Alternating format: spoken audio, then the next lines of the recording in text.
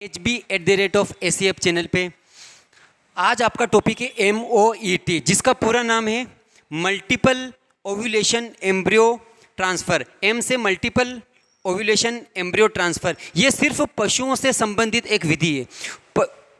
उत्तम किस्म के पशुओं को पीढ़ी दर पीढ़ी प्राप्त करने की सबसे बेहतरीन अगर कोई नई तकनीक है तो वो है MOET, multiple ovulation embryo transfer. इसके अंदर क्या करते हैं कि जो मादा पशु रहती है उसके अंदर अपन FSH हार्मोन बाहर से इंजेक्ट करते हैं।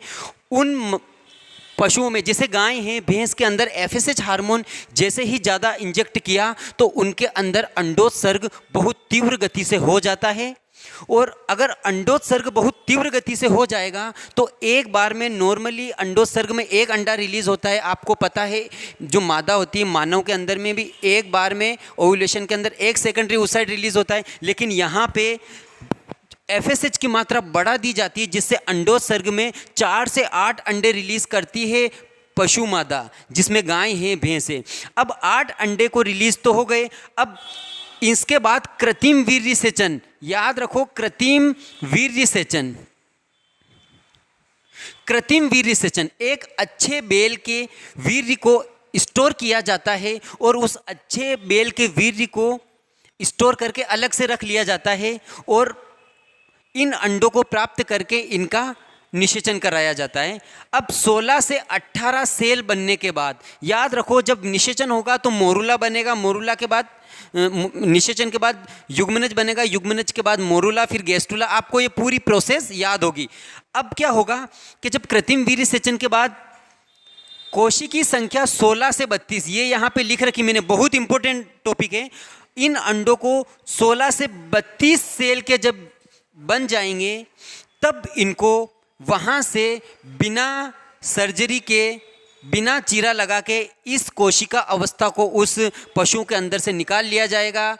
अब इन कोशिकाओं को सोरगेट मदर किसे कहते हैं मैं आपको फिर से बता देता हूँ। सोरगेट मदर वह मदर होती है जो किराए की माँ होती है, जिसे अपन कहते हैं किराए की कोख। सोरगेट मदर एक्चुअली एक सिर्फ किराए की मदर होती है। किराए के पशु होते हैं, यूँ समझो आप कि इनके अंदर ये कोशिकी स्तर डाल दिए जाते हैं, ये अंडे डाल दिए जाते हैं।